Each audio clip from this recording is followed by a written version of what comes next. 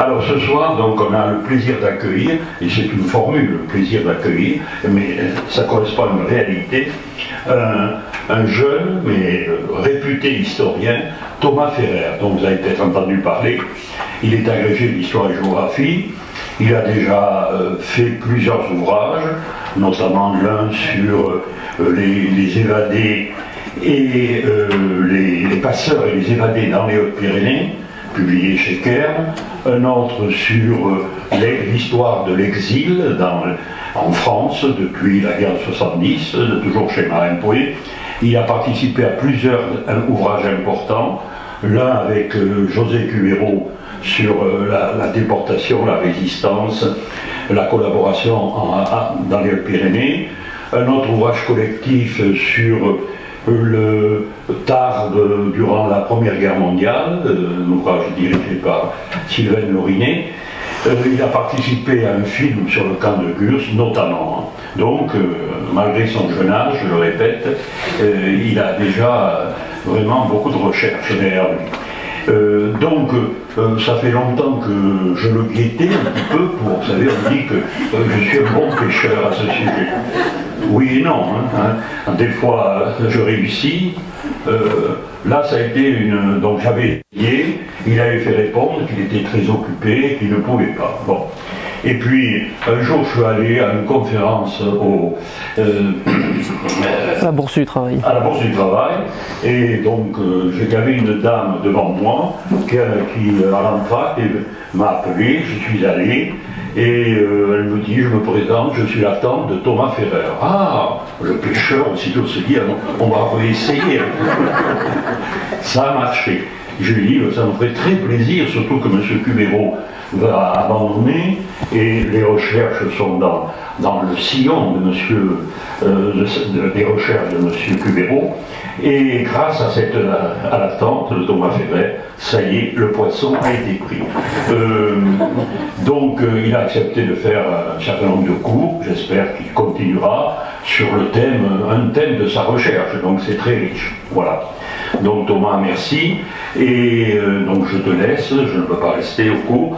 Vous savez que cette semaine-là, il y a une pléiade de cours tout à fait nouveaux et intéressants, depuis l'astronomie, la géologie, bien sûr le cours de Thomas. Allez, bonne soirée, sinon je suis très bavard, et tu verrais peu à peu le temps passer, et saoulé, bavarderai toujours. Merci beaucoup. Hop. Allez, bonsoir à toutes et à tous. Je vous souhaite d'abord tous mes voeux pour cette nouvelle année. Je suis très heureux de faire ce cours. Je suis enseignant en lycée, au lycée Jean Dupuis, et donc là je vais enseigner devant un autre public. Ça me réjouit. Voilà.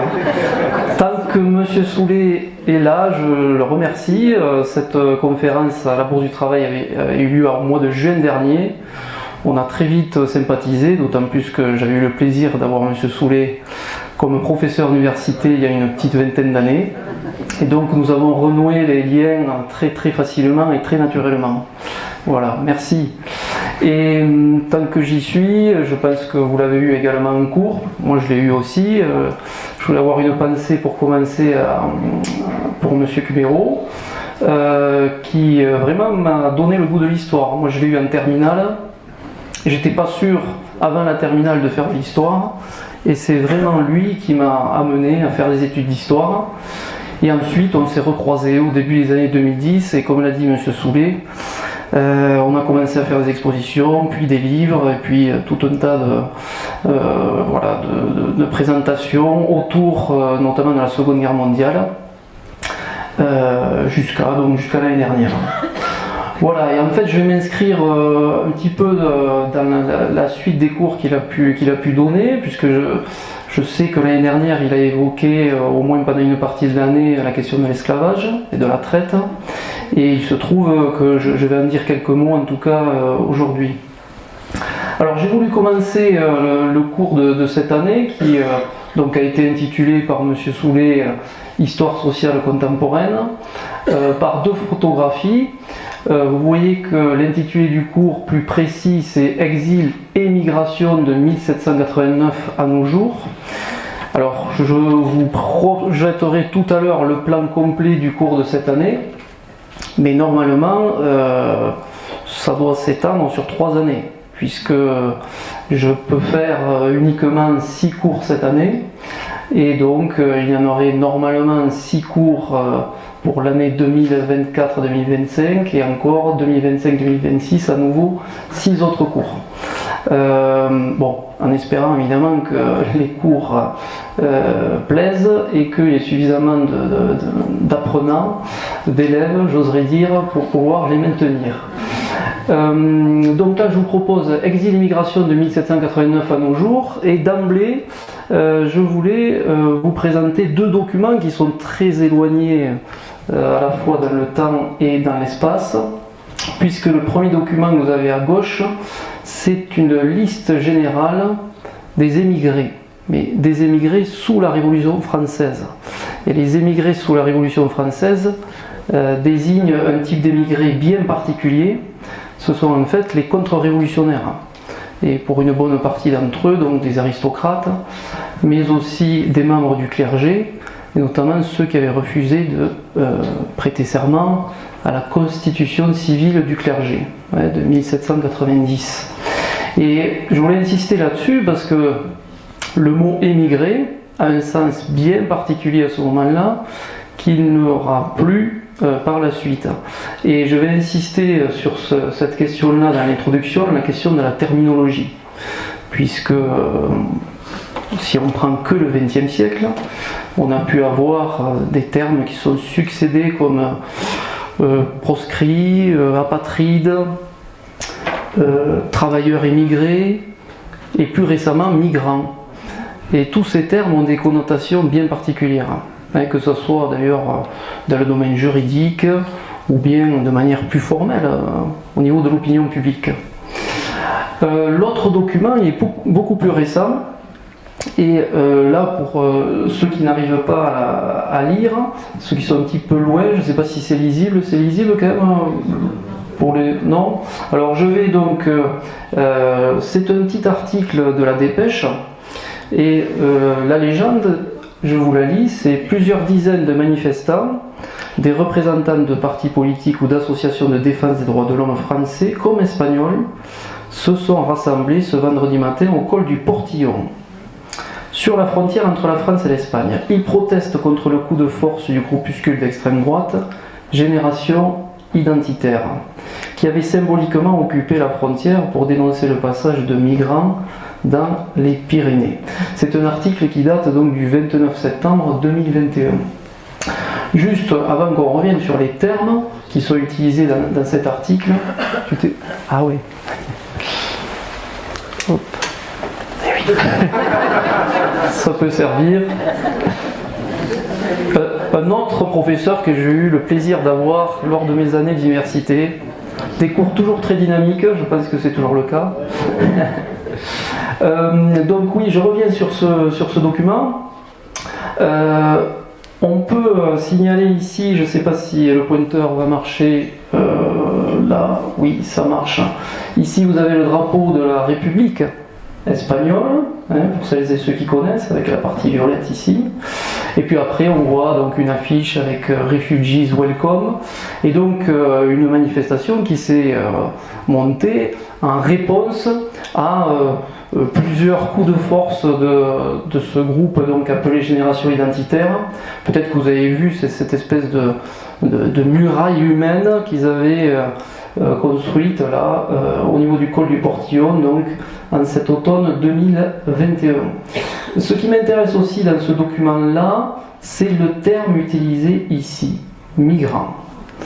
Migrant qui est utilisé, si vous vous souvenez, depuis les années 2014-2015, au moment de la guerre en Syrie et de l'arrivée de millions à peu près de réfugiés, diront certains, d'autres diront de migrants en Europe, avec des politiques différentes selon les États au niveau de l'accueil, avec un pays qui à ce moment-là s'était révélé entre guillemets plus généreux, à savoir l'Allemagne, mais pour des raisons pas toutes humanitaires. On y reviendra. Bien, maintenant un grand bond dans le passé pour rappeler, c'est une chose qu'il faut encore faire aujourd'hui, que comme c'est inscrit là-bas en haut, l'homme est un animal migrant. L'homme il se déplace depuis l'origine. Et là vous avez ici en bas à gauche, pour celles et ceux qui ne le voient pas, je vous l'indique, le nom d'une professeure d'anthropologie génétique.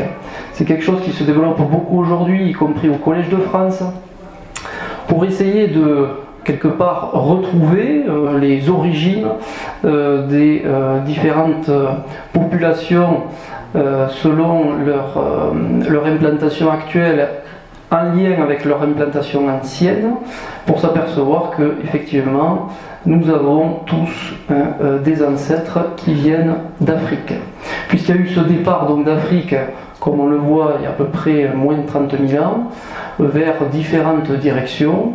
Et Evelyne Heyer, avec quelqu'un que vous connaissez peut-être qui s'appelle Jean-Paul Demoule, a produit un ouvrage, c'était en 2021, je vous le conseille, qui s'appelle Homo Migrans, de la sortie d'Afrique au grand confinement.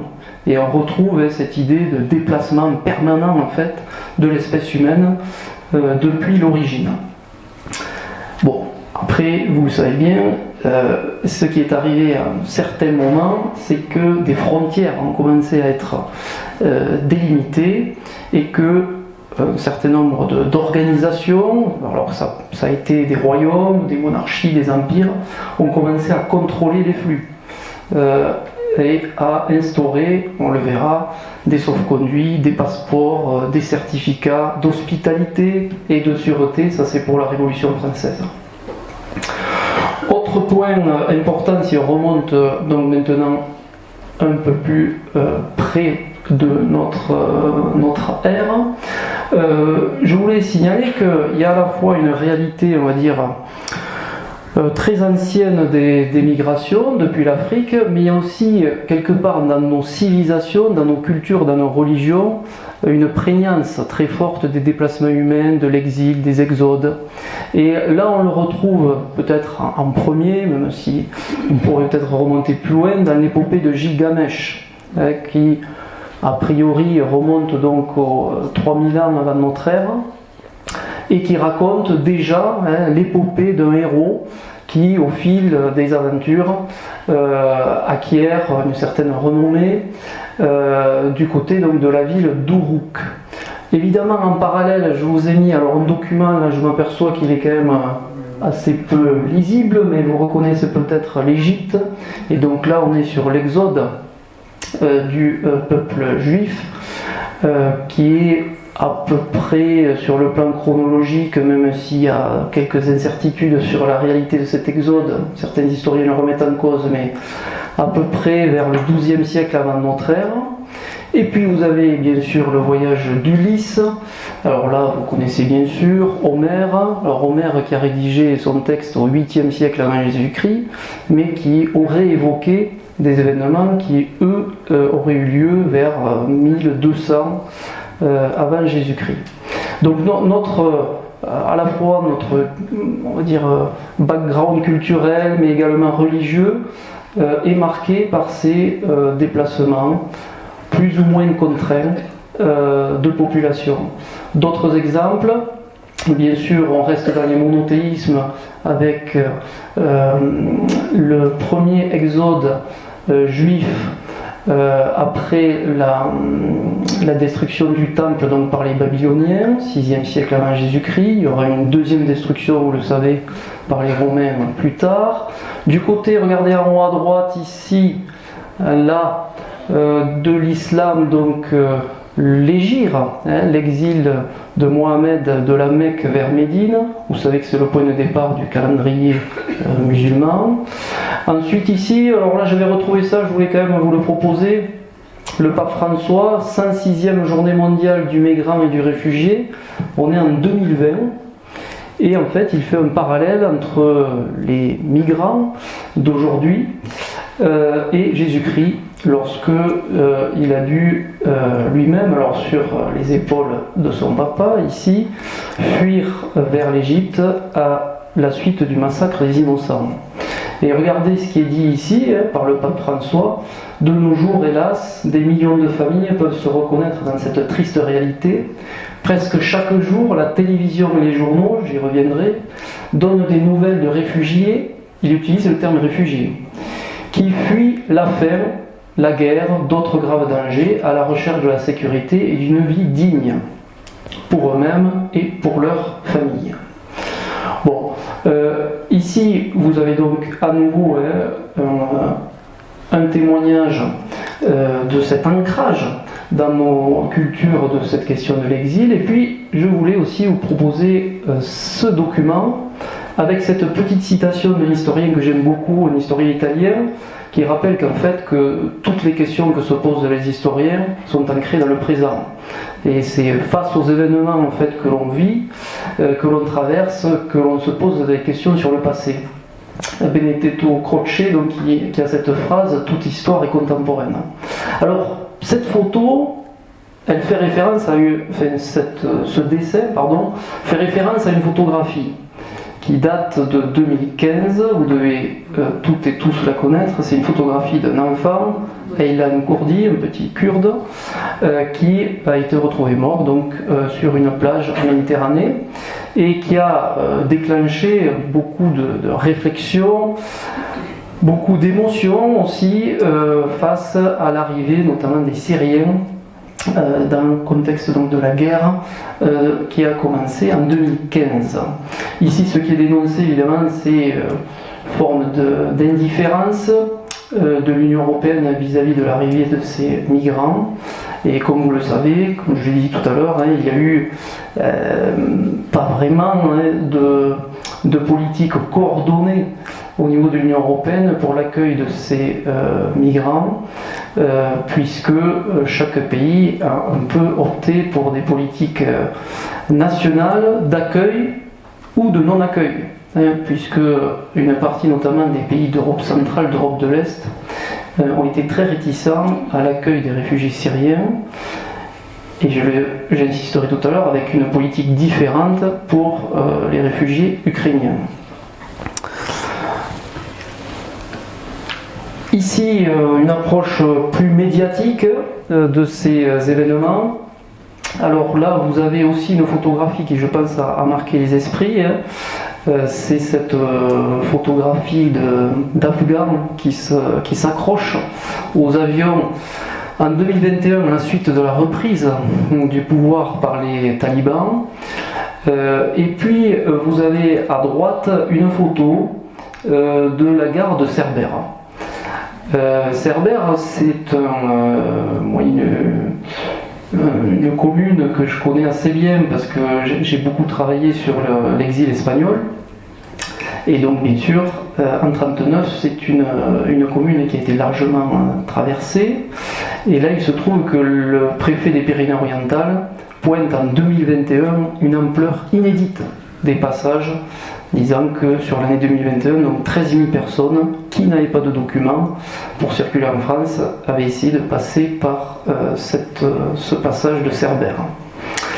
Dernière photo ici en bas à gauche, l'accueil des réfugiés, donc cette fois-ci ukrainiens, en 2022. Et vous verrez tout à l'heure, je vous montrerai un document où on distingue que lorsqu'il s'agit de Syriens, le mot migrant a été utilisé. Pour les Ukrainiens, dans les médias, c'est le mot réfugié qui est utilisé.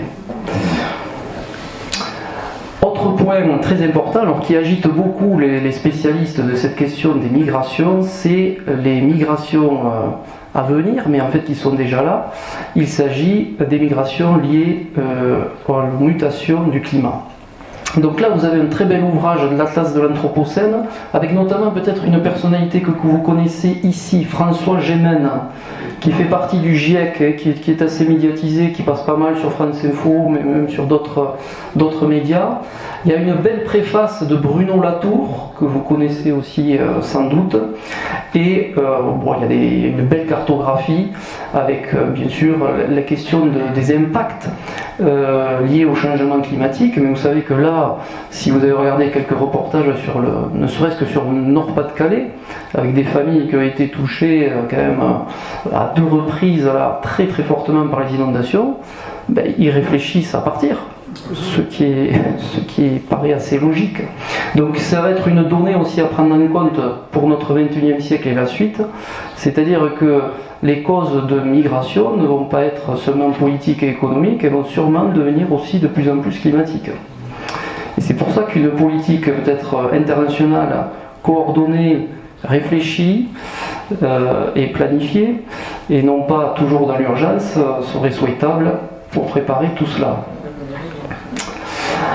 Un point sur lequel je voulais insister aussi, toujours dans cette introduction, cela concerne la proportion en fait, de migrants dans la population mondiale. Alors, le mot migrant, hein, j'en reparlerai encore, mais il a une connotation bien particulière, mais c'est aussi une reprise d'une catégorie de l'ONU. Qui utilise donc le mot migrants en anglais pour définir les personnes qui tout simplement sont nées dans un pays, qui ont traversé une frontière et qui vivent dans un autre pays. Voilà, c'est la définition de l'ONU pour migrants. Mais attention, dans cette définition de migrant, il n'y a aucune prise en compte de la cause du déplacement. C'est simplement quelqu'un qui est né là, qui a traversé une frontière et qui vit ailleurs. Voilà. Et là, il y a quelque chose, je pense, d'intéressant à souligner. C'est que si on prend les chiffres, donc, vous voyez, pour le 2020, hein, on arrive là jusqu'en 2020, il y a 280 millions à peu près de migrants dans le monde. 280 millions donc sur 7 milliards. Ça veut dire que c'est 3,5% de la population. Et donc, comme vous l'avez noté là-bas, vous l'avez ici, là. Voilà, 3,5% de la population. Ainsi, certains spécialistes de la question de l'immigration, je montrerai un livre d'elle tout à l'heure, Catherine Viltot de Venden, s'étonnent parfois de l'impact médiatique et même politique que peut avoir cette question de la migration au regard en fait du nombre de personnes concernées. C'est-à-dire que 96% de la population mondiale est sédentaire, ne bouge pas. Elle naît dans un endroit et grosso modo elle y vit.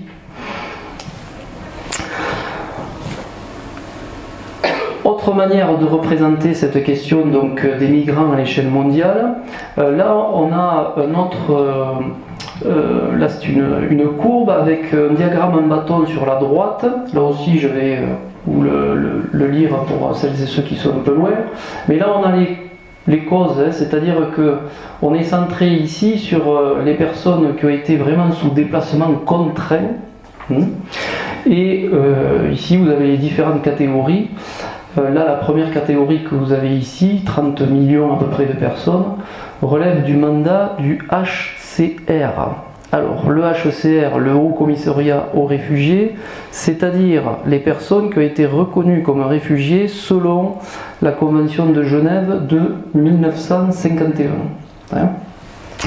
Ensuite, vous avez une autre catégorie qui est très importante, regardez ici, hein, plus de 60 millions de personnes, c'est ce qu'on appelle les déplacés. Alors ça c'est une précision terminologique à faire d'emblée, il faut différencier réfugiés et déplacés. Les déplacés c'est ceux qui ont dû quitter en fait leur domicile, parce qu'ils ont été persécutés ou bien parce qu'ils ont vécu une catastrophe naturelle, parce qu'il y a des bombes qui ont explosé sur leur immeuble, ça arrive à quelques-uns en ce moment, ils vont être déplacés à l'intérieur de leur territoire, à l'intérieur de leur État, même si pour les Palestiniens actuellement, on ne peut pas parler d'État comme vous le savez, mais en tout cas à l'intérieur de leur territoire national. Là on parle de déplacés. Réfugiés, il y a eu franchissement de frontières. Bon, ensuite vous avez d'autres catégories qui sont ici, voilà, les demandeurs d'asile, c'est-à-dire ceux qui n'ont toujours pas eu l'octroi du statut de réfugié, et ensuite d'autres personnes qui sont sous protection internationale. Alors là, il y a notamment ici les réfugiés palestiniens qui sont déjà indiqués, 6 millions, puisque vous savez que depuis la construction de l'État d'Israël en 1948 et la première guerre de 1948-1949, il y a eu un très très important mouvement de réfugiés palestiniens vers les pays voisins, le Liban, la Jordanie, l'Égypte. Et vous avez donc des centaines de milliers de personnes qui ont en fait passé leur vie dans ces camps de réfugiés. Certains y sont nés et ils sont morts. Hein. Et vous avez un organisme très particulier qui s'occupe des Palestiniens depuis cette époque-là, depuis 1949. Alors excusez mon accent anglais, hein, mais ça s'appelle l'UNRWA, United Nations Relief and Works Agency for Palestinian Refugees in the Near East, ce qui signifie Office de secours et de travaux pour les réfugiés de Palestine dans le Proche-Orient. Donc cet organisme existe depuis 1949 et effectivement actuellement a énormément de travail et même totalement débordé comme vous le savez. Ici, après les médias, la politique. Alors il se trouve que les lois sur l'immigration se sont multipliées depuis un tournant que tous les historiens pointent vers les années 70-80. C'est-à-dire que après la Seconde Guerre mondiale, vous avez eu le Code des étrangers qui avait été largement inspiré par les idées du général de Gaulle, 1945. Par la suite, il y a quand même eu des lois sur les étrangers et sur les immigrés, mais il y a eu une vraie accélération à partir des années 80, à un moment où une sociologue dont je vous reparlais tout à l'heure a clairement établi que l'immigration a été qualifiée de problème, alors qu'auparavant c'était plutôt une solution pour notamment soutenir la croissance forte de l'économie française. Un certain nombre de partis, bien sûr, vous le savez, ont prospéré sur cette idée de l'immigration problème. Là, vous avez eu donc, et on peut le voir, hein, avec différentes majorités, 21 lois sur l'immigration depuis 86. 21 lois sur l'immigration depuis 86. Bien sûr, on peut le voir autrement, là vous avez ici toutes ces différentes lois. Là je l'ai tiré d'un ouvrage de Marianne Scorpis, 30 ans de loi française sur l'immigration, un débat sans fin. Et ici, la dernière, dont vous avez entendu parler évidemment dans les médias, avec les votes. Bon, hop, je reviens en arrière, voilà. Ici, donc, quelques défections, comme vous le savez, du côté du groupe Renaissance, hein, contre 20, abstention 17, donc 37 au total.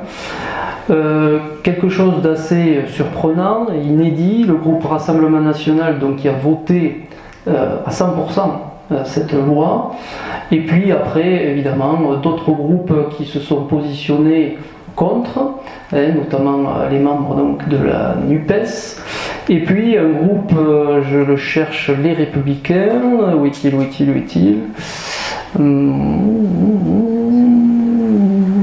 il a dû sauter, les Républicains. Eh bien il n'y est pas. Bon, vous savez ce qu'il en a été pour les Républicains, hein, il y en a une partie quand même qui a voté cette loi sur l'immigration, loi Darmanin. Après cette mise au point, on va dire, très rapide sur le point politique et médiatique, quelques mots quand même des spécialistes, des historiens, des sociologues qui ont travaillé sur cette question. Alors il se trouve que l'immigration et encore davantage l'émigration, c'est-à-dire les Français qui sont partis, ont été un peu les parents pauvres des études historiques au XXe siècle. Et Gérard Moriel, qui est l'un des fondateurs là, des études sur cette question de l'immigration, déplorait ce fait dans un de ses ouvrages très importants sur la question de l'immigration, je vous le conseille, Le Creuset français, Histoire de l'immigration au 19e-20e siècle. Il parlait pour l'immigration d'un non-lieu de mémoire, c'est-à-dire un sujet qui était quelque part très peu enseigné, mais aussi quelque part très peu reconnu dans l'espace public.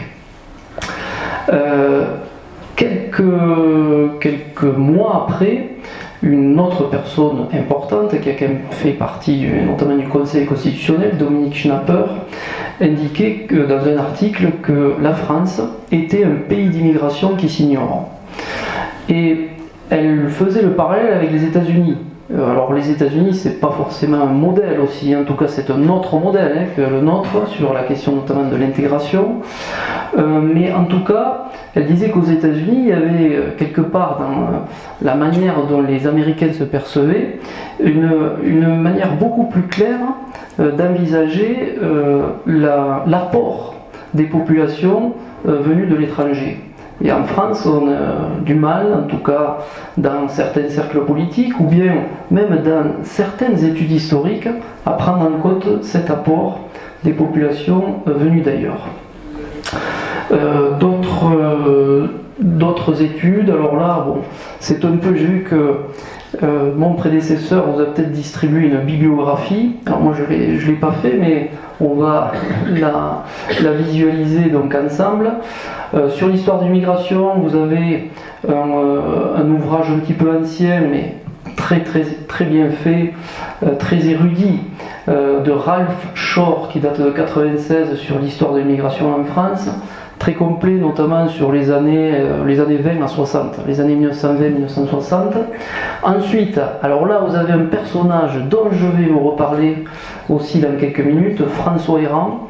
François Héran, qui au départ était plutôt un démographe, hein, c'est quelqu'un qui est aussi agrégé de philosophie, hein, qui a fait un très beau parcours universitaire, puis ensuite il a été directeur d'un certain nombre d'institutions, il a dirigé l'INED, notamment l'Institut national d'études démographiques, qui a beaucoup écrit sur l'immigration ces derniers temps, et qui là propose un livre qui est très intéressant sur les débats actuels, où il dit de toute façon on ne peut pas être pour ou contre l'immigration, il faut simplement être avec l'immigration, puisque tous les gouvernements, alors il prend notamment l'exemple des lois Pasqua de 93 ou bien des lois qui ont été promulguées sous Nicolas Sarkozy, qu'en fait même les gouvernements, on va dire les plus durs, les plus radicaux concernant l'immigration n'obtiennent pas les résultats escomptés.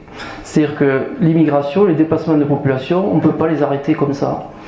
Surtout si c'est des gens qui se déplacent pour survivre. Ici, vous avez alors une autre référence très importante, Catherine Witold Wenden, qui a beaucoup écrit sur la question de l'exil, des migrations à l'échelle internationale. François Héran et Ralph Shore sont plus sur l'échelle nationale, l'échelle française. Catherine Witold Wenden élargit son propos à l'échelle internationale dans beaucoup d'ouvrages. Là, dans celui-ci, qui est l'un des plus récents, elle s'est aussi recentrée sur la France et sur les perceptions du migrant. Elle utilise ce terme, d'ailleurs, migrant. Ensuite, vous avez alors là une approche sociologique avec Karen Akoka, Histoire de la distinction réfugiés-migrants. C'est un ouvrage passionnant où elle montre à quel point en fait l'attribution ou non de la catégorie de réfugiés pour quelqu'un relève quand même dans bien des cas d'un certain arbitraire. Ouais. Ensuite, deux autres ouvrages. Alors ici vous avez un ouvrage de synthèse sur les réfugiés en Europe par Delphine Diaz, qui est une historienne qui doit avoir une quarantaine d'années et qui là progressivement devient la figure importante en France des études sur l'immigration. C'est elle qui a remodelé avec d'autres l'exposition permanente du musée d'histoire de l'immigration à Paris. Et alors j'ai pas eu l'occasion de la voir, mais je connais des personnes qui sont allées voir cette nouvelle exposition. Il paraît que c'est d'une très grande qualité si vous avez l'occasion. Et puis ensuite, voilà, un jeune historien, comme a dit M. Soulet, local, qui a essayé de produire un livre sur un long siècle d'exil. Alors j'ai essayé, vous voyez dans le sous-titre déjà, de travailler cette question de la terminologie, proscrit, apatride, réfugié, rapatrié avec un R, en faisant référence notamment aux rapatriés d'Algérie, puisque pour avoir fait un certain nombre d'interviews avec des rapatriés d'Algérie, ils considéraient que ce n'étaient pas des rapatriés, parce qu'ils considéraient que leur patrie c'était l'Algérie, c'était pas la France, et que donc ils étaient plus apatriés ou apatrides que rapatriés. Donc j'avais mis ce R entre guillemets. Des années 1870 aux années donc 1980. Alors dans ce livre, soyons honnêtes, ça sera un peu le fil conducteur quand même de mon cours. Moi je suis parti sur l'échelle des Hautes-Pyrénées, puis après j'ai élargi à d'autres archives et à d'autres parcours, et j'ai essayé, là aussi dans le sillon de mon mentor José Cubero, d'articuler l'échelle locale, l'échelle nationale, l'échelle internationale dans cet ouvrage, et je ferai de même bien sûr dans ce cours. Je parlais du musée de l'histoire de l'immigration, le voici, Palais de la Porte Dorée, donc rénové récemment, et cette nouvelle exposition permanente donc inaugurée en juin 2023. Ici, un personnage dont je voulais vous reparler, François Héran avec l'immigration. Là, si vous avez l'occasion, si vos cours que vous suivez à l'UTL vous laissent un peu de temps, regardez François Héran, cours du Collège de France. Ils sont visibles sur internet librement, gratuitement. Il a commencé, je pense que sa chaire a été créée en 2016 ou 2017, et si il n'y a pas eu de changement, tous ces cours depuis 2016-2017 sont accessibles et visibles. Ce sont des cours d'une très très grande richesse. François Héran a aussi créé l'Institut Convergence Migration, et du fait de sa position quand même assez prestigieuse au Collège de France, il a créé cet institut où en fait il permet à des jeunes chercheurs d'avoir des bourses pour pouvoir se déplacer à l'étranger et pour pouvoir continuer leurs études sur le thème donc des migrations. Ici, j'en arrive à la question de la terminologie avec une petite image qui a été produite par un sociologue également qui a fait des études historiques, Stéphane Dufoy. Stéphane Dufoy a travaillé sur l'émigration des pays, des populations d'Europe centrale et d'Europe de l'Est pendant la guerre froide. Il a notamment travaillé sur les Hongrois.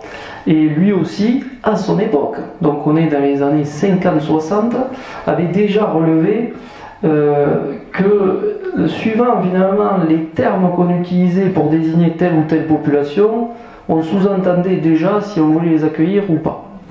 Et il a forgé aussi un autre concept qui était intéressant, notamment en parlant des Hongrois, c'est le concept d'exopolitie, c'est-à-dire la volonté pour une partie des exilés de continuer finalement leur œuvre politique et leur engagement politique en France ou en Suisse ou en Allemagne, en ayant des retombées dans leur pays d'origine.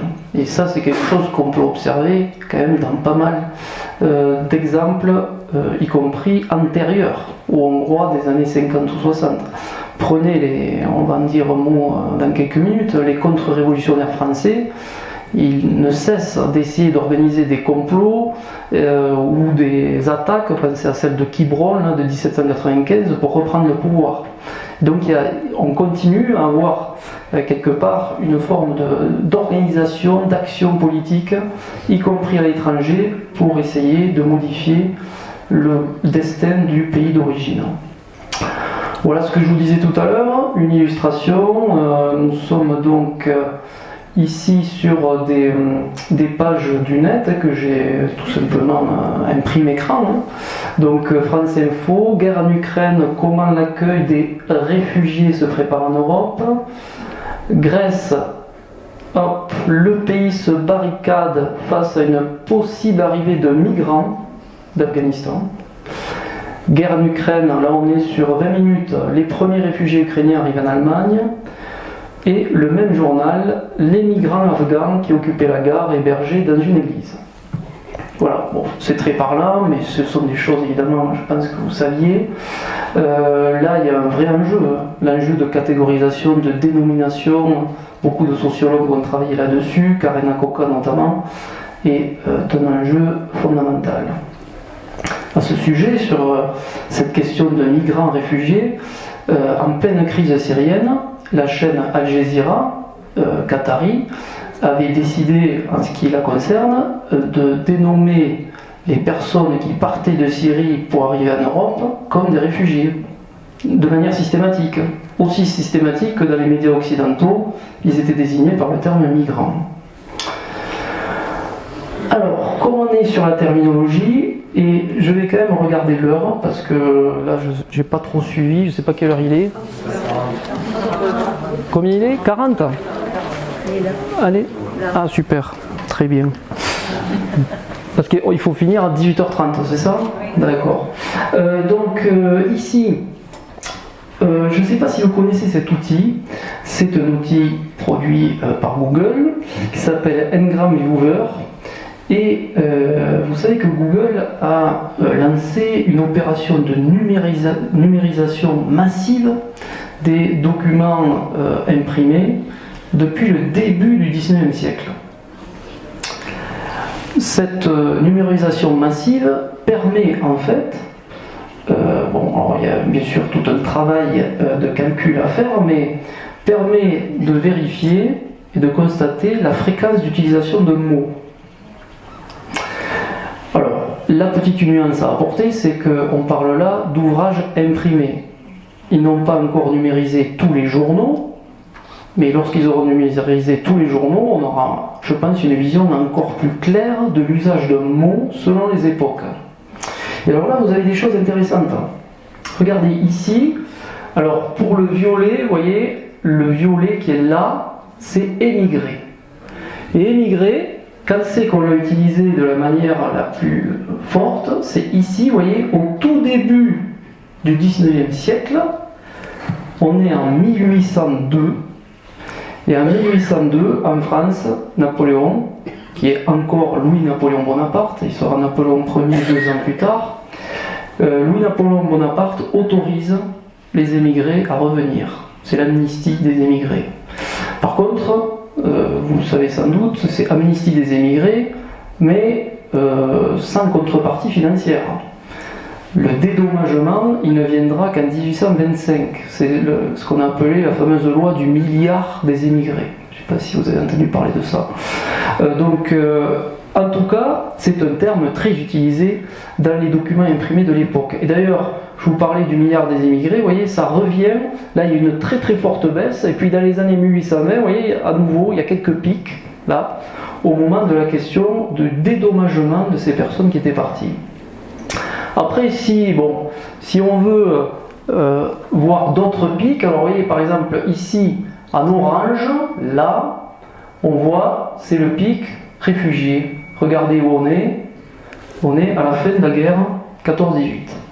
Donc évidemment, là vous avez un brassage très important de la population. Les réfugiés, en tout cas ceux qui sont désignés comme réfugiés après la guerre 14-18, c'est deux groupes essentiellement, les Arméniens, ceux qui ont survécu au génocide, et les Russes blancs. Hein. Donc là, ce sont les deux groupes dont on parle le plus dans les ouvrages en France. Et puis après, regardez ici, vous avez également une catégorie qui est intéressante et qui va quasiment disparaître par la suite, c'est vert, mais c'est vert foncé, c'est-à-dire que c'est pas déplacé, c'est évacué. Et là aussi, on est en 14-18. Et en 14-18, pour les personnes notamment déplacées à l'intérieur de la France, je pense notamment à des Alsaciens qui ont été déplacés, mais même des gens du Nord, qui étaient parfois, j'ai pu le voir dans des journaux locaux désignés comme les Boches du Nord. Hein. Bon, en tout cas, des gens du Nord-Pas-de-Calais qui arrivaient ici étaient appelés administrativement évacués et non déplacés. Et donc ce mot évacué, là, à ce moment-là, est très utilisé au niveau administratif. Et puis, d'autres pics encore. Vous voyez, ici, on est sur une espèce de bleu turquoise, et le mot, vous voyez, qui émerge années 60, et puis là, ça y est, année 2000, premier pic, et là, s'il y avait eu 2020, on aurait vu un deuxième pic, 2015-2020, c'est le mot migrant, hein, qui, si on le regarde, n'avait quasiment pas d'existence jusqu'aux années 60, et qui par la suite est devenu le terme donc dominant. Bon, voilà pour cet outil. Sans doute que lorsqu'il y aura la prise en compte des journaux, il sera encore plus fin. Il serait aussi encore plus fin si, bon, parce que là je l'ai mis sur, c'est très facile, hein, vous tapez Ngram Viewer, après il y a quelques critères à inscrire dans un tableau. Là je l'ai mis sur une période très longue. Je l'ai mis de 1800 à 2000, mais vous pouvez faire la même chose sur une période beaucoup plus raccourcie, et donc ce sera beaucoup plus fin. Les chiffres, ce sera beaucoup plus fin. Bien. Quelques citations, puisque nous sommes dans les termes exil et migration. Alors je voulais m'arrêter, alors j'aurais pu en mettre plus, mais j'ai essayé de me limiter à 4 pour notamment essayer un petit peu de définir les 2 termes principaux du cours, exil et migration, qui sont 2 termes avec des connotations différentes. Donc Claudio Boltzmann propose dans Exil et errance, l'exil est une situation de rupture radicale de la place de quelqu'un dans la société. C'est perdre son lieu dans le monde. Dans ce contexte, la continuité de l'existence pose problème, puisque l'ensemble des domaines de la vie sociale intérieure de la personne en est touché. J'aime bien cette citation, elle reprend un peu ce qu'on peut dire aussi sur l'exil, quelqu'un comme Emmanuel Levinas ou plus récemment Édouard Saïd, c'est-à-dire l'exil, c'est en fait une sortie de l'être. On sort de l'être que l'on était avant de connaître cet exil. Donc l'exil, pour reprendre aussi un autre, Alexis Nouzlovici, Alexis Nous, qui a travaillé avec Jacques Derrida notamment, c'est une forme de condition, l'exil. Il a même forgé un terme qui s'appelle l'exilience. C'est une expérience, c'est une condition. Abdelmalek Sayad, grand sociologue qui a travaillé aux côtés de Pierre Bourdieu, qui a travaillé notamment sur les immigrés algériens, explique que tous les exils ne se ressemblent pas. Il en est des longs et des moins longs, des définitifs et des provisoires. Il insiste sur le fait qu'un exil, effectivement, peut être provisoire, c'est-à-dire qu'il peut y avoir un retour. Certaines sont imposées, bannissement, déportation, fuite, d'autres sont voulues, du moins en apparence. C'est-à-dire que Abdelmalek Sayad a aussi un petit peu approfondi la question de qu'est-ce que la contrainte lorsqu'on s'en va. C'est-à-dire qu'il y a des contraintes dont on est conscient, mais il y en a d'autres dont on n'est pas conscient et qui vont quand même nous pousser à partir. Et donc quand on dit oui mais ça c'est des gens, ils partent, il n'y a aucune raison qu'ils partent, pourquoi on les accepterait, en fait si on creuse un peu plus, il y a toujours des raisons à un départ. Il est donc l'issue ne dépend que de la personne quand d'autres sont subordonnés au bon vouloir de quelques forces tierces. Là il évoque ici entre les lignes les administrations qui sont chargées de l'accueil et qui, comme le souligne Karen Akoka, agissent parfois quand même avec un certain arbitraire. Abdelmalek Sayad, je reviens aussi sur le début, sur les retours définitifs ou provisoires. Il a écrit un certain nombre d'ouvrages sur l'Algérie. Il a aussi forgé la notion de double absence. Et ça, c'est quelque chose que toute personne qui finalement a connu la migration peut vivre, c'est-à-dire finalement pas se sentir chez soi ni dans le pays d'accueil, ni dans le pays de départ. Et il insistait sur les Algériens, évidemment au regard de l'histoire franco-algérienne, que les Algériens en France ne se sentaient pas forcément chez eux, et quand ils revenaient, ils étaient parfois aussi, pour certains, considérés carrément comme des traîtres, pour d'autres, des gens qui avaient abandonné la terre d'origine, la terre maternelle, etc. La migration, définition géographique. La migration est le fait de changer de domicile pour une durée longue ou définitive. On distingue classiquement les migrations internationales des migrations internes ou intérieures. De son côté, l'INSEE parle de migrants résidentiels pour désigner ces derniers par opposition aux migrants internationaux.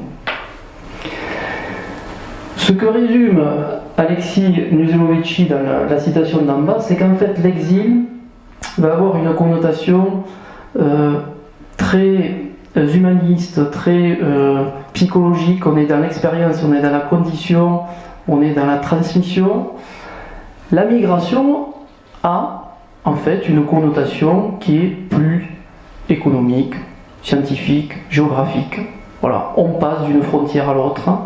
Et je trouve très très juste cette citation d'Alexis Nouzlovici. La migration réclame des chiffres. L'exil exige des mots. La migration consiste en un trajet, l'exil dans le récit du trajet. l'entendre redonne un vécu aux migrants. Et donc c'est vraiment dans ce double sens là du déplacement que je voulais m'inscrire, et on va évidemment à travers un certain nombre d'exemples travailler cette question là terminologique. Bien. Allez, petite présentation du programme de cette année. Alors, le cours numéro 1, j'ai évidemment, et puis j'ai bien fait vu le temps qui reste, choisi un bornage chronologique assez raccourci. Peuple en révolution, 1789-1799. Ensuite, le cours numéro 2. Alors, le cours numéro 2, normalement, devrait avoir lieu le 29 janvier. Hein. De l'ère napoléonienne à l'ordre de Vienne, mue et remue en quête de liberté, 1799-1830. J'emprunte cette expression mue et remue d'homme à un historien qui est à l'UPPA, Laurent Dornel. Ensuite, cours 3, l'histoire en mouvement, l'Europe des révolutions, 1830-1848. Cours 4, la France, terre d'asile ou terre d'exil.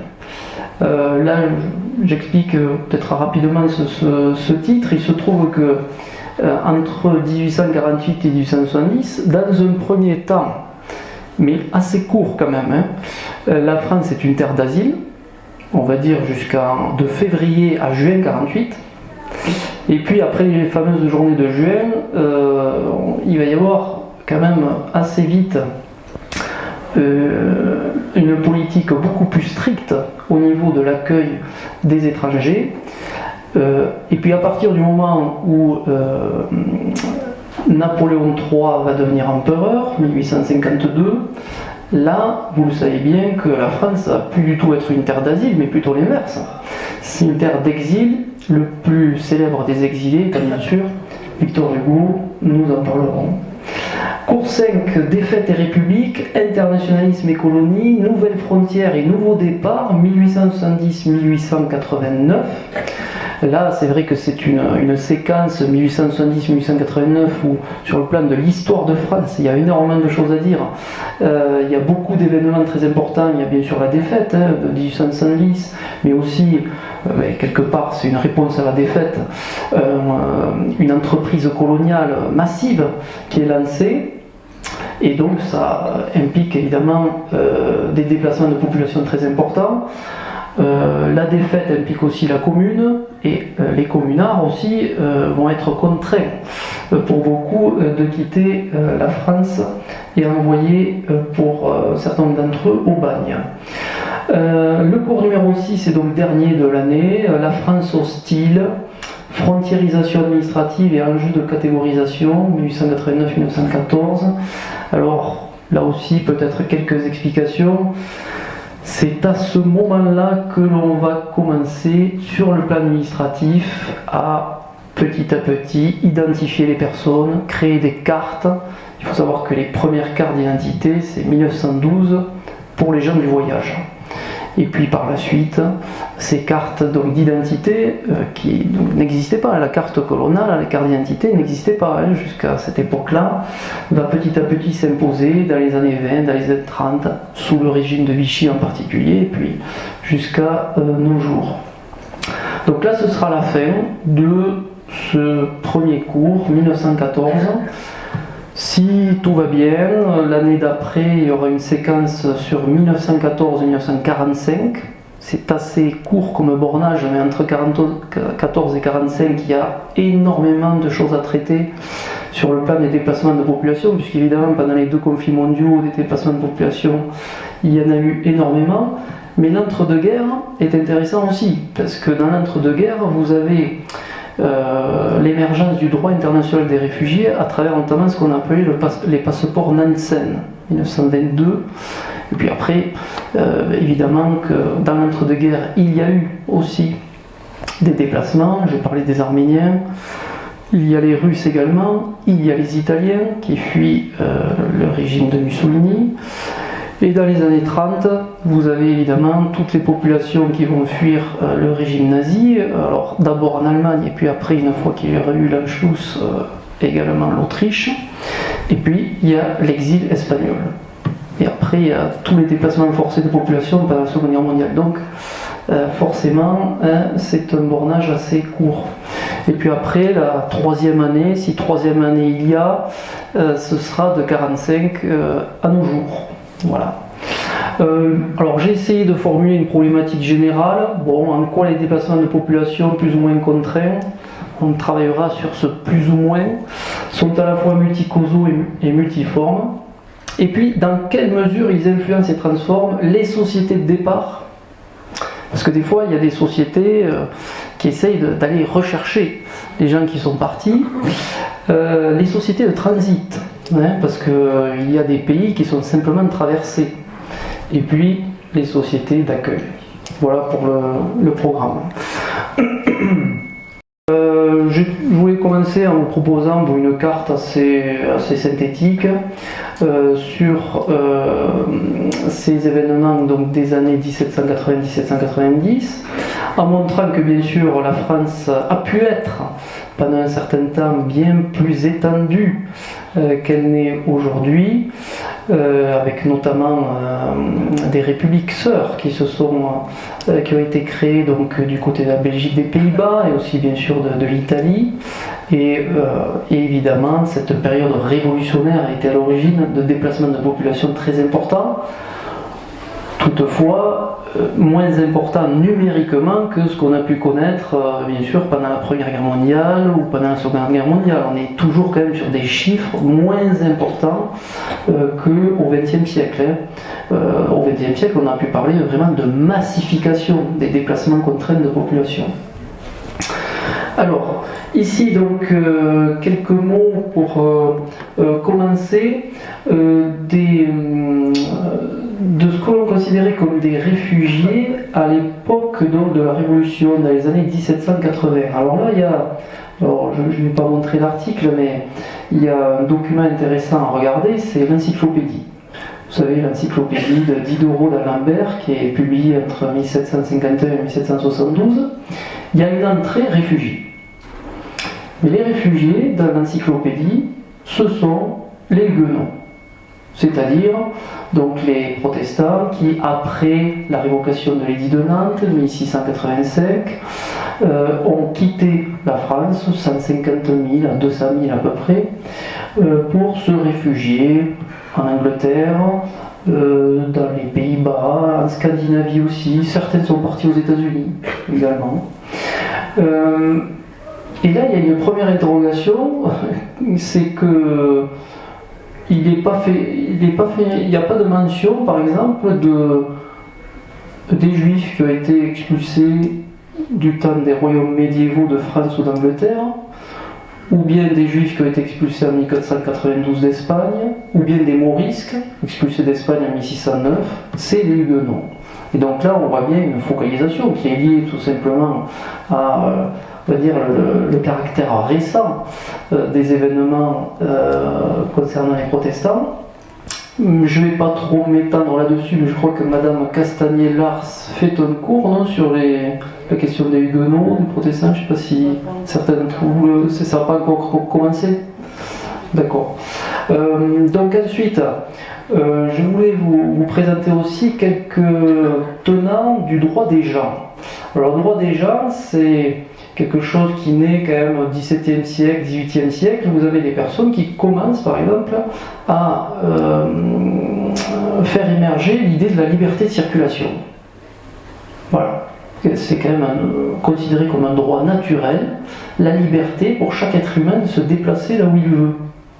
Et alors, vous avez quelqu'un qui est assez connu, qui s'appelle Grotius, qui dit on ne doit pas refuser une demeure fixe à des étrangers qui, chassés de leur patrie, cherchent une retraite, pourvu qu'ils se soumettent au gouvernement établi et qu'ils observent toutes les prescriptions nécessaires pour prévenir les séditions.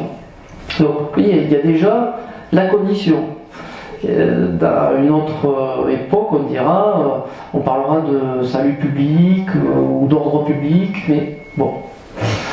Ensuite, vous avez Christian Wolff qui dit tout simplement: par nature, le droit appartient à un exilé de rester n'importe où dans le monde, par nature. De Vatel, un homme, pour être exilé ou banni, ne perd point sa qualité d'homme, ni par conséquent le droit d'habiter quelque part sur la terre. Kant, je vous montrerai la citation un petit peu plus tard, dit pas autre chose.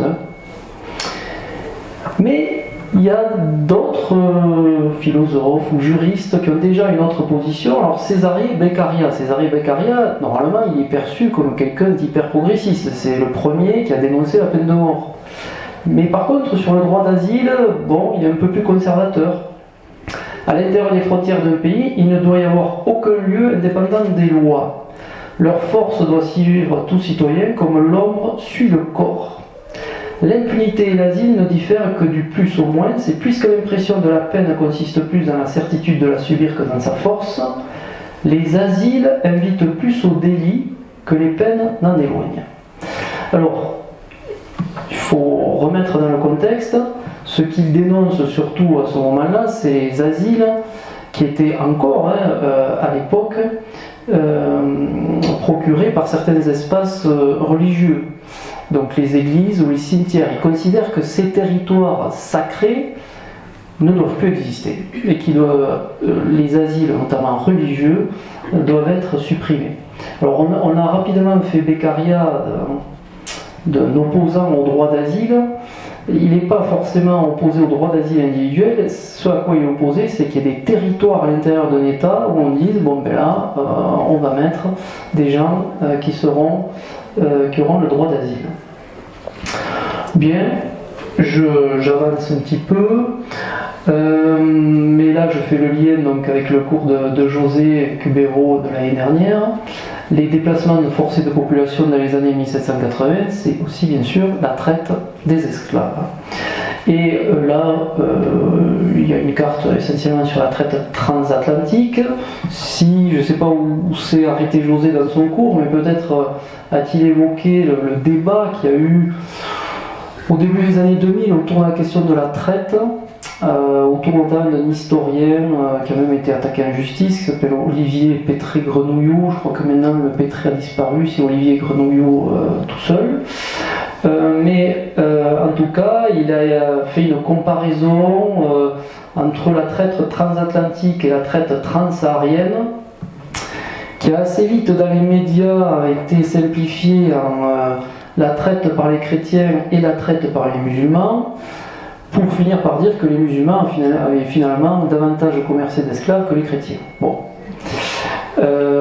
Si on regarde tout ça de près, les historiens ont établi que dans la traite transsaharienne, on pouvait calculer qu'il y avait environ 11 millions de personnes qui avaient subi donc, le commerce de l'esclavage. Dans la traite transatlantique, on est à peu près à 12 millions. La grande différence, c'est que la traite transsaharienne s'est développée depuis l'Antiquité. La traite transatlantique, c'est 16e siècle, milieu 19e. Donc c'est le même nombre, mais sur beaucoup moins de siècles. Et il y a des chiffres qui le montrent assez bien. Si vous prenez la traite transsaharienne dans les années 1780, c'est 8000 personnes par an. La traite transatlantique, sur la même période, c'est 90 000 personnes par an. Et pour finir, pour clore le chapitre, dans la traite transatlantique, des chrétiens ont pu coopérer avec des musulmans pour organiser les convois vers l'Amérique centrale ou les États-Unis, l'Amérique du Sud, et de la même manière dans la traite transsaharienne. Une partie des bateaux qui partaient du Maroc pour amener les esclaves vers le nord de la Méditerranée, c'était des bateaux français. Donc bon, sur l'opposition traite transsaharienne, traite transatlantique, il y aurait beaucoup de choses à nuancer. Ici, une carte qui témoigne de notre jalon de l'historiographie des années 1780, c'est ce que Jacques Gotcho, grand professeur d'université à Toulouse, et Robert Palmer ont appelé la révolution transatlantique. la révolution atlantique, pardon. La révolution atlantique, en expliquant qu'en fait, il y avait eu quelque part des apports réciproques entre eux. Alors eux se centraient justement plutôt sur les États-Unis et l'Europe dans ces années 1780-1790 sur le plan des idées, mais pas que des idées, c'est-à-dire qu'on va en parler, mais il y a des personnes qui ont traversé l'Atlantique pour aider les Américains et réciproquement pour des Américains qui sont venus en France au moment de la Révolution. Il y a donc cette idée que la Révolution française n'est pas née de rien, quoi. C'est-à-dire qu'il y a eu une influence à la fois de l'Amérique, des États-Unis, mais aussi, je viens de dire un mot, des Suisses, des Pays-Bas, des Hollandais, pardon, qui vont aussi contribuer à un développement d'idées révolutionnaires, d'idées patriotes, comme on disait à l'époque. Alors, ici, je crois que j'avais quelque chose de plus précis sur les États-Unis. Vous connaissez, je pense, un petit peu l'histoire de cette révolution américaine, en 1773, qu'on a appelée la Boston Tea Party, c'est une espèce d'émeute contre la taxation du thé par les autorités anglaises. Tea Party, qui est resté l'appellation d'un groupe politique plutôt très conservateur, soutien de Donald Trump aujourd'hui aux États-Unis. Par la suite, George Washington prend la tête des troupes qui souhaitent l'indépendance, et vous le savez, un certain Lafayette va s'engager dans ses troupes, mais après, Lafayette il le fait à titre personnel, il va carrément être dans l'armée américaine. Par contre, après, il y a une alliance qui se crée entre le Royaume de France et les insurgences, comme on les appelait. Et là, vous avez donc, ici vous avez leur nom, le comte de Rochambeau, de Barras, de Grasse, qui interviennent avec des troupes françaises aux côtés des insurgents américains contre les Anglais. Vous en connaissez l'issue, la défaite bien sûr qui est sanctionnée par le traité de Paris 1783, et donc l'indépendance des 13 colonies, avant que ces 13 colonies deviennent une république en 1787 et que George Washington devienne président le premier président en 1789. Autre influence et autre déplacement de population, les Pays-Bas. Alors c'est quelque chose qu'on connaît peu, mais il y a eu en fait deux mouvements révolutionnaires dans les Pays-Bas de l'époque. Alors juste un petit rappel, les Pays-Bas de l'époque, c'est en haut, ici, ce qu'on appelle les Provinces Unies. Les Provinces Unies, ce sont les anciens Pays-Bas espagnols, qui sont devenus indépendants au XVIIe siècle. Et vous avez ce qu'on appelle les Pays-Bas autrichiens, qui sont là. Grosso modo, les Pays-Bas autrichiens, c'est la Belgique d'aujourd'hui. Et dans ces deux territoires, alors pour des raisons différentes, il y a un mouvement révolutionnaire en 1787. Alors ici, c'est parce que la société est bloquée, l'aristocratie contrôle l'ensemble des moyens de production. La bourgeoisie voudrait avoir davantage de liberté sur le plan économique. Il y a bien sûr des questions d'approvisionnement alimentaire. Donc là, sur les Pays-Bas autrichiens, on est sur une crise assez classique. Dans les Provinces Unies, c'est plus compliqué. C'est-à-dire que ce qui va être le moteur du soulèvement, c'est la politique du roi de l'époque, qui s'appelle Guillaume V d'Orange, qui est ce qu'on appelle un Stadtholder. Et ce Stadtholder va avoir une politique vis-à-vis des insurgents américains qui ne va pas convenir aux progressistes hollandais. Et donc il va y avoir un soulèvement considérant que Guillaume V est un peu le valet des Anglais. Et ce double mouvement révolutionnaire va être durement réprimé. Et vous allez avoir une 40 000 environ Hollandais qui vont partir en exil, soit vers les États germaniques, soit pour certains vers les États-Unis, et d'autres, 5 000 à 6 000 vers la France. Et là, il y a quelque chose sur lequel je voudrais insister, c'est que ce soit pour la question donc, des États-Unis ou bien des Hollandais, dans les années 1780, vont commencer à être créées des commissions pour aider les réfugiés. C'était pas le cas avant. Hein. Et on va essayer de réfléchir à quels subsides, on appelait ça comme ça, quels subsides, quelles aides financières on peut leur donner pour qu'ils survivent dans ce nouveau pays, alors qu'ils ont souvent tout laissé dans leur pays d'origine. Là, 2-3 quand même points. Du côté des Anglais, lorsque les États-Unis deviennent indépendants, vous avez environ 60 000 Anglais loyalistes qui doivent quitter les États-Unis. Et une partie d'entre eux partent au Canada, et les autres partent vers l'Angleterre. Vous en avez environ 8 000 qui partent vers l'Angleterre. Précision, vous avez 8 000 blancs, et il y a 5 000 noirs, qui sont très vite appelés des Black Poor, les pauvres noirs, et qui vont, ne pas bénéficier des mêmes subsides que les blancs. Et il est même envisagé en 1786, pour une partie d'entre eux, de les envoyer en Sierra Leone. Ça vous rappelle rien? Le Rwanda? De les envoyer en Sierra Leone, ce que beaucoup d'entre eux vont refuser, parce qu'ils ont peur de retomber en esclavage. Mais il y en a quand même 350 qui sont obligés à partir en 1789. 4 ans après, sur les 350, il n'y en a plus que 60 qui sont vivants. Pour ce qui est des Hollandais, je voulais aussi faire une précision. Une commission est créée en France. Attention, la révolution hollandaise, c'est en 1787. On est donc dans la monarchie encore.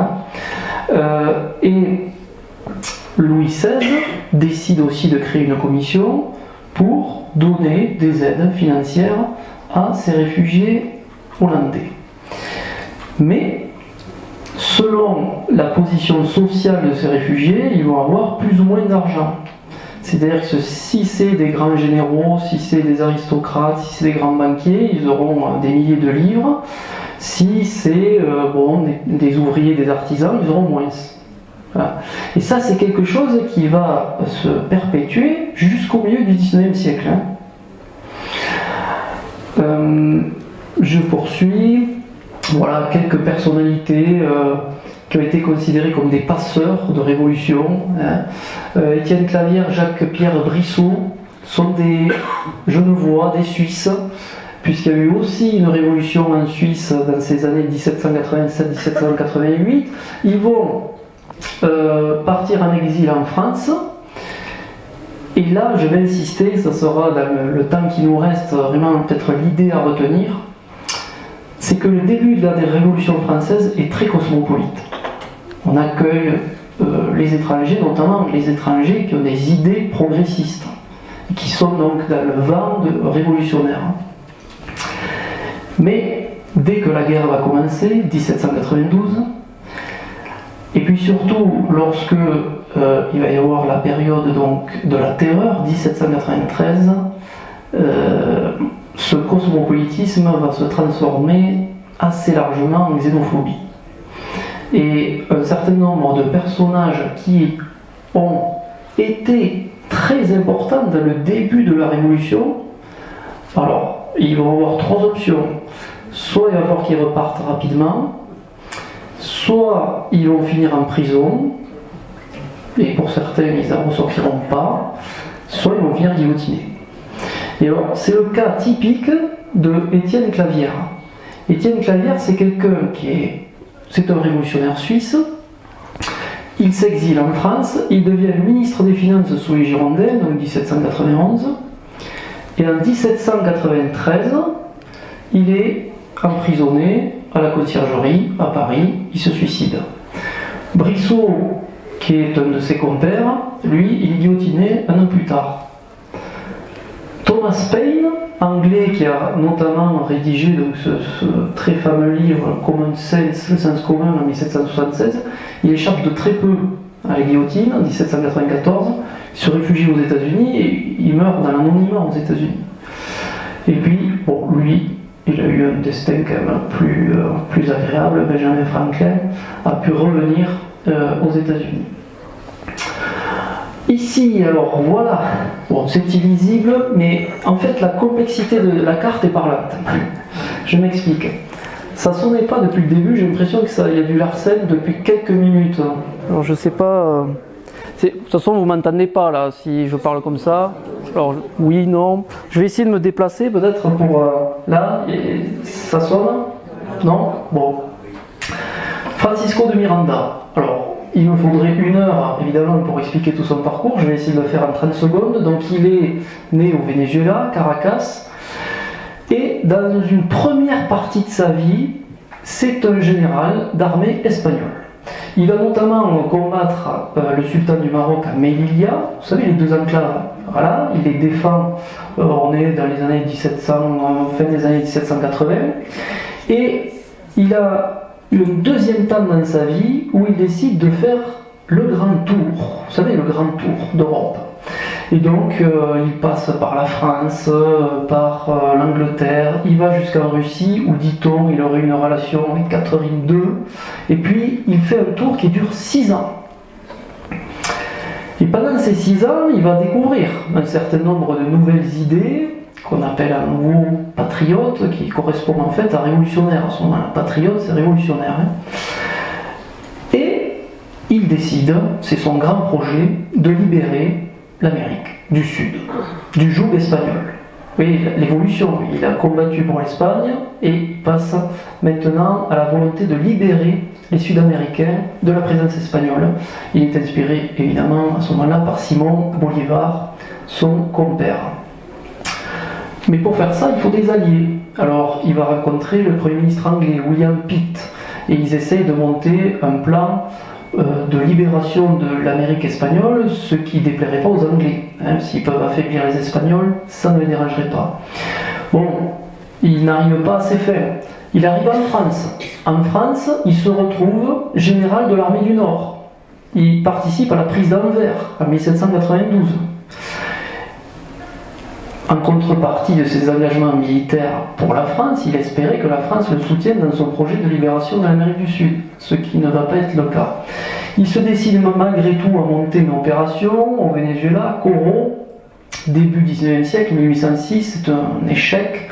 Il connaît un autre échec en 1812. Il finit par être arrêté par les Espagnols et il est enfermé à Cadix et il meurt en 1816. Un parcours étonnant, il y a des biographies de Francisco de Miranda, si vous le souhaitez. Ici, très rapidement, je vais rappeler les grands événements de la Révolution française, de part et d'autre de la carte. Vous avez une chronologie assez simple. J'insiste quand même sur les dates importantes là, septembre 1792, l'instauration de la terreur 93.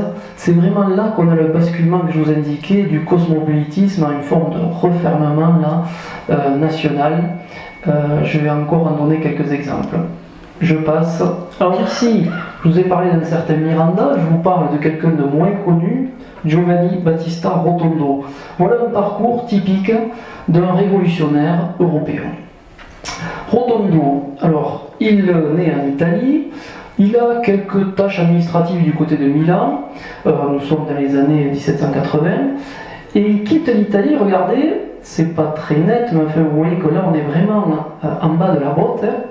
Il quitte l'Italie lors d'un séisme, vous voyez, catastrophe naturelle, Reggio de Calabre 1783, et il se réfugie, regardez, là, hop, à Rotterdam. Et là, il va commencer à connaître un parcours politique assez compliqué, puisqu'il va se retrouver ensuite en Suisse, puis la révolution se déclenchant en France, il va arriver en France. Et alors là, en France, il va vite faire partie des plus radicaux, des révolutionnaires. Il va notamment participer à la prise des Tuileries, 10 août 1792. Il va participer au massacre de septembre. Et là, il va d'ailleurs être accusé d'avoir assassiné la princesse de Lamballe, qui était une des proches de Marie-Antoinette. Ce qui va lui coûter cher plus tard, vous allez voir.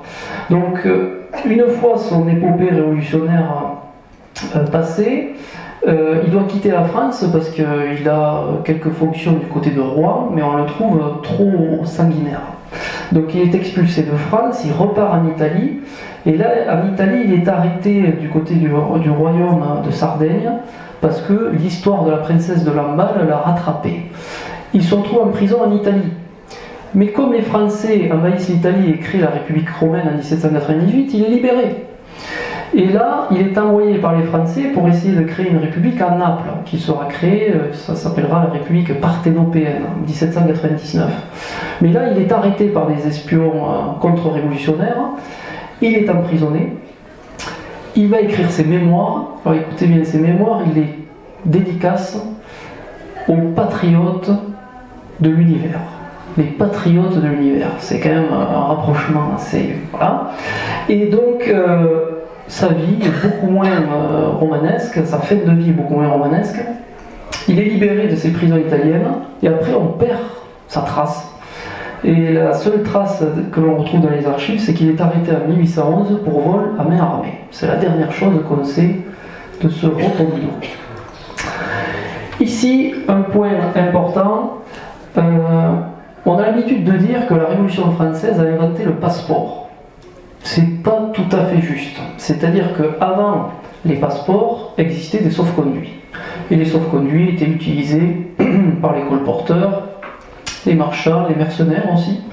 Et donc, bon, les passeports, effectivement, sont instaurés à travers le décret de 1792. Et c'est là aussi que je voulais souligner les contradictions. La liberté à tout homme d'aller, de rester, de partir sans pouvoir être arrêté ni détenu que selon les formes déterminées par la Constitution. Et on a, en 1792, toute personne qui voudra voyager dans le royaume sera tenue, jusqu'à qu'il n'en ait été autrement ordonné, de se munir d'un passeport. 1792, alors je vous passe les détails, mais il va y avoir plutôt quand même une administration municipale qui va se charger de la délivrance des passeports, de la surveillance aussi des personnes et parfois de leur arrestation s'ils n'ont pas les papiers en règle. Il n'est pas prévu encore de manière très claire et très explicite à ce moment-là, en tout cas en 1792, en 1793 ce sera différent, l'expulsion du territoire. Puisque sous la terreur, c'est expulsion, arrestation et même un nouveau mot, déportation. Et sachez que là, la France n'est pas tellement originale puisque les Anglais, en 1790, ont promulgué ce qu'on appelle le Transportation Act, c'est-à-dire un décret qui leur permet d'envoyer non plus, comme ils le faisaient auparavant en Amérique, eh bien, les opposants politiques, pensez aux Irlandais, mais les envoyer en Australie. Et c'est une pratique qu'ils vont régulièrement utiliser pendant le 19e siècle. Ici, un article qui a beaucoup posé problème aux historiens. 24 juin 1793, la constitution qu'on appelait montagnarde. Article 120. Il donne asile aux étrangers bannis de leur patrie pour la cause de la liberté. Il le refuse aux tyrans. Il se trouve que cette constitution n'a jamais été appliquée. Par contre, cet article-là a inspiré des articles qu'on va retrouver dans la Constitution de la 4ème République, y compris dans le préambule de la Constitution de la 4ème République. Et le préambule de la Constitution de la 4ème République est contenu dans le préambule de la 5e. Strictement être respecté par la 5ème République. Les passeports, là je vous en donne ici un exemple. Alors là on est sur, je crois, la ville d'Orléans qui l'attribue à quelqu'un qui doit se déplacer à l'intérieur du territoire français. Point intéressant, le passeport existe à la fois pour passer les frontières, mais aussi il existe un passeport donc intérieur, comme en Chine aujourd'hui, vous le savez sans doute. Et puis ici, il y a donc à nouveau un certificat de déplacement qui est produit pour quelqu'un qui est dans la marine et qui doit se déplacer donc vers Marseille. J'accélère un petit peu et ici je vais vous présenter un autre document qui n'est pas très lisible mais qui est intéressant, c'est là aussi produit dans ces années, donc 1792-1793, où il y a un refermement, un certificat d'hospitalité et de sûreté. Quel est le problème? C'est que vis-à-vis des étrangers, et notamment des étrangers qui sont originaires des pays qui sont les ennemis de la France révolutionnaire, il y a une espèce de suspicion qui s'installe. Et donc on va se retrouver dans une situation très étonnante où à partir de 1793, ceux qui auront ce type de certificat, écoutez bien, vont devoir porter un brassard tricolore avec marqué hospitalité, mais sous hospitalité, le nom du pays dont ils sont originaires. Alors quand il y a marqué Prusse, Angleterre, etc., mais même si on est un progressiste révolutionnaire, lorsque les gens voient Prusse ou Angleterre, en fait on est un ennemi par définition.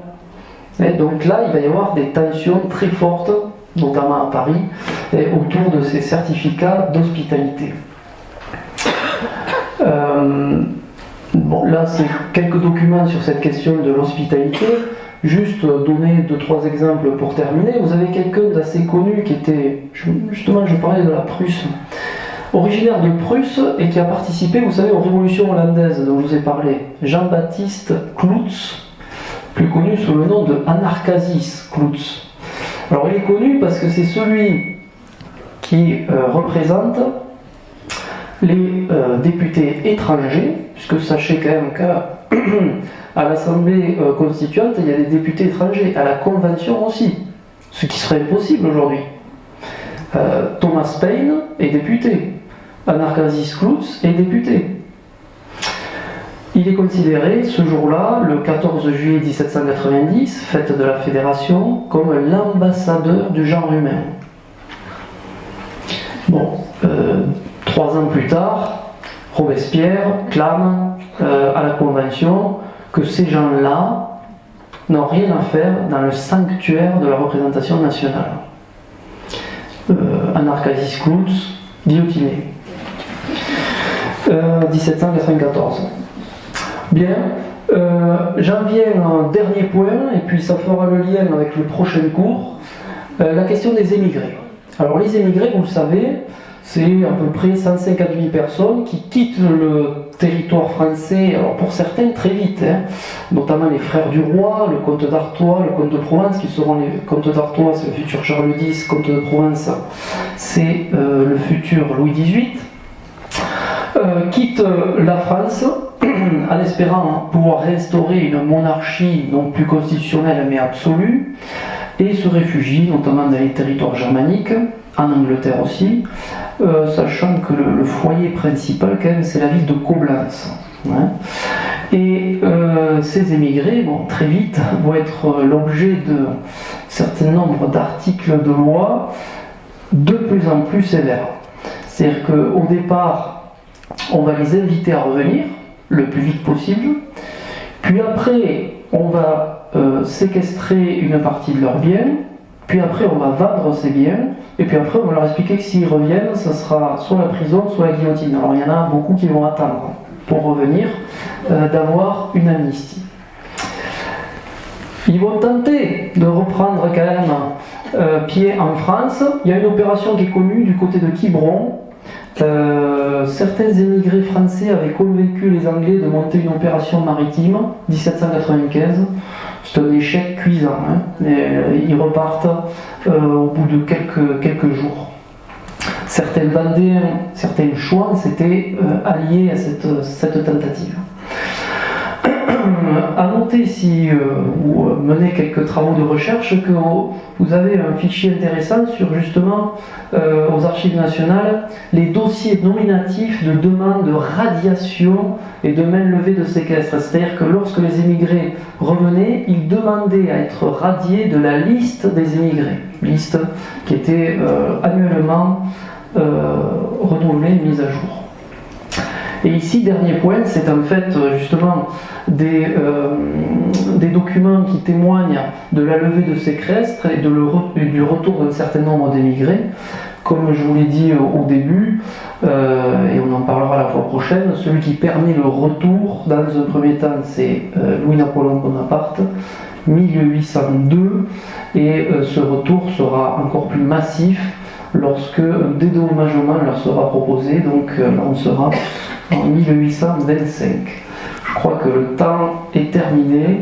Je vous remercie beaucoup pour votre attention et j'espère au 29 janvier. Merci.